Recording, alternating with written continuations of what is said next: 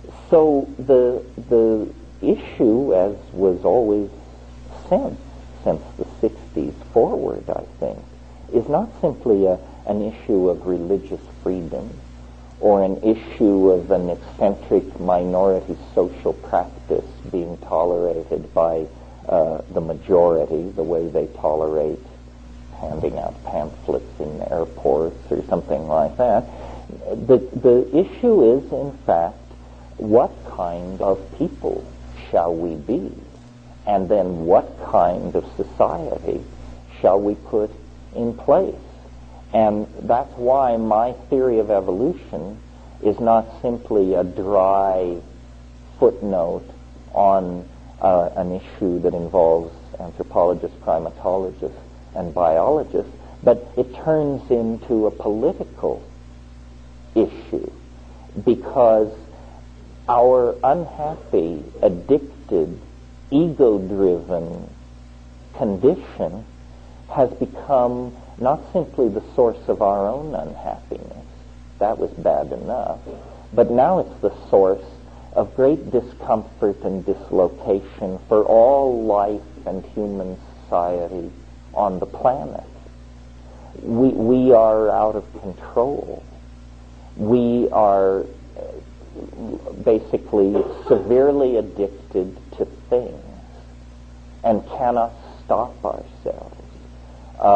And we know, or we should know, that there is not enough petroleum, heavy metal, so forth and so on, in the planet to give all the thing addicts all the things that we know they must have in order to be happy. We have spread this intellectual virus from pole to pole, to Turkmenistan and Borneo, to the upper Amazon and to the Tajiks. Everybody wants kids, you know. Everybody wants the pause that refreshes. What are we going to do about this? Well, so far, we've been treating it like an endless garden party. There's no serious plan on the table to deal with this at all. I think that the momentum of human history is pushing us inexorably toward some kind of day of reckoning, and in which we are either going to have to turn consciously toward brutality and selfishness and say, well, let India go, let Bangladesh go, triage, costs too much, can't possibly fix the problem. In order to maintain our locked compounds and our 50 channels of television and the endless availability of arugula, we have to let India go. We're going to have to turn that way. In other words, each consciously participate in a choice to brutalize the human enterprise, or we're going to have to seriously talk about very major restructurings of our society. And I don't really know how we do that.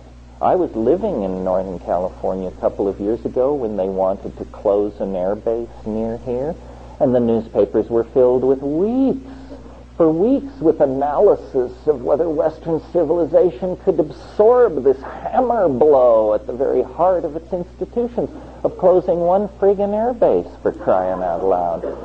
That's not my idea of major change, you know.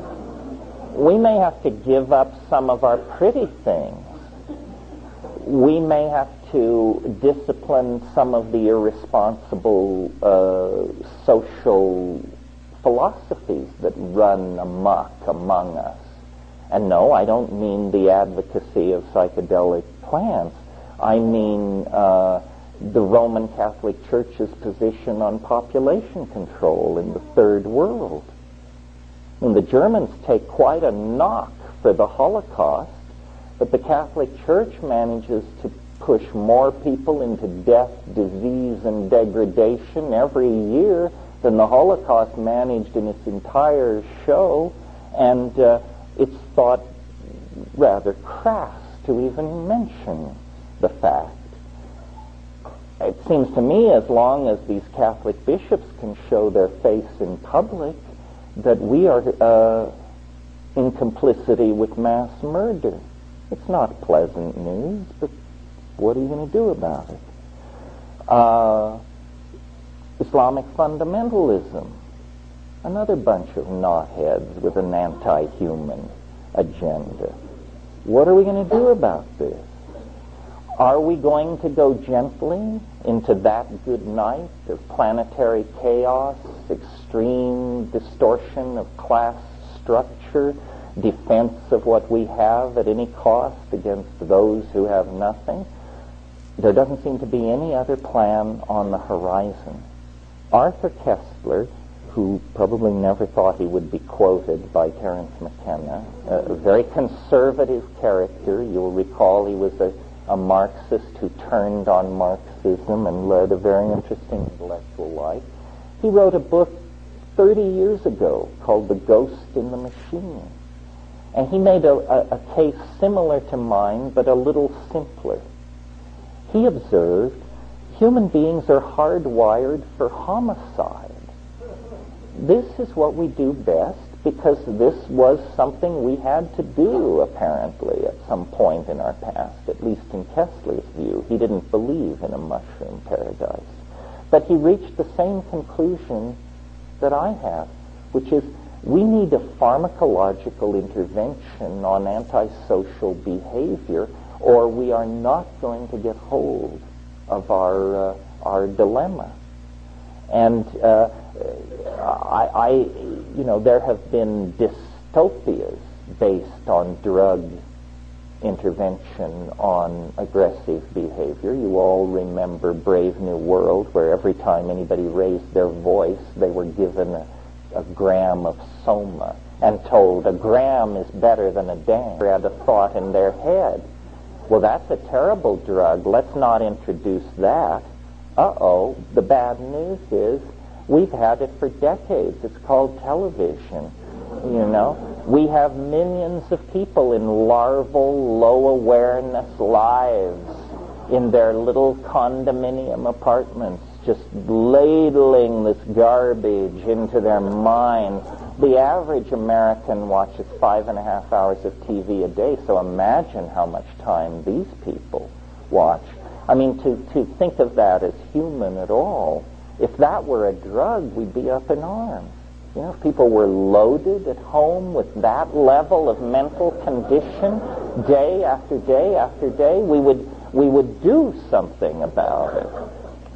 So I can't propose a grand solution, but I do think that it is pregnant with implication that here at the end of the 20th century, with all of these problems hammering down on us, the news comes from the rainforests and the deserts that these Aboriginal people, while we made the descent into history and got the top quark and planted the flag on the moon and all that, they kept the faith. And they have a materia medica, a toolbox, that can carry us back into a connection with the planet. Now, the question might be asked, why do you have such overwhelming faith in what is, after all, a substance, a drug? I mean, don't psychedelics just cause you to see pretty pictures and patterns and tally up your gains and losses and then you come down and that's it? And the answer is no. What is mysterious here, and I mentioned it in the early part of my talk, what is mysterious here is this thing we call the psychedelic experience. Those people nailed to the ground around the campfires 50,000 years ago, they didn't know what it was. And when we go in there, armed with our Heidegger and our Husserl and our Wittgenstein and our Merleau-Ponty, we don't know what it is either. There has been no progress in 60,000 years in reducing the psychedelic experience to a known quantity.